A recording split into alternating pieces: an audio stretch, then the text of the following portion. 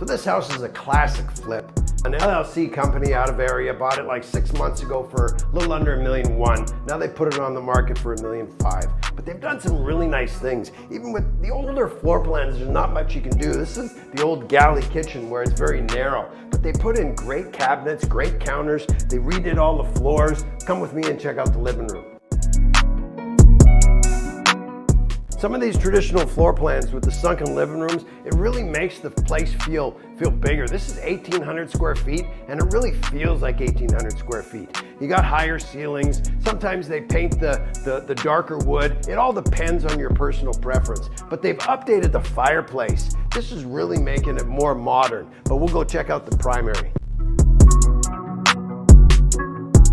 This is a decent sized primary, especially for an older house. Again, on these flips, they're not usually adding square footage. They're just remodeling the floor plan a bit. It's got his and her closets. It's got a bathroom. It's not a full bathroom, which means it doesn't have a tub, but it's got a walk-in shower. Why don't you go take a look?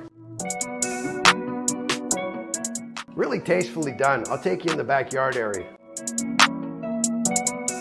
And this is very common. Traditionally, the backyard's gonna have a big grassy area. This has no grass, but it's over a 5,000 square foot lot. So they've got the patio and they've got the koi pond. When you get a place like this and you want the traditional grass, as long as you have the lot size to accommodate it, you just rip out some of the patio and you put in grass. So I'm Boyd the broker. This is Southwood, and I'd love to show you another flip.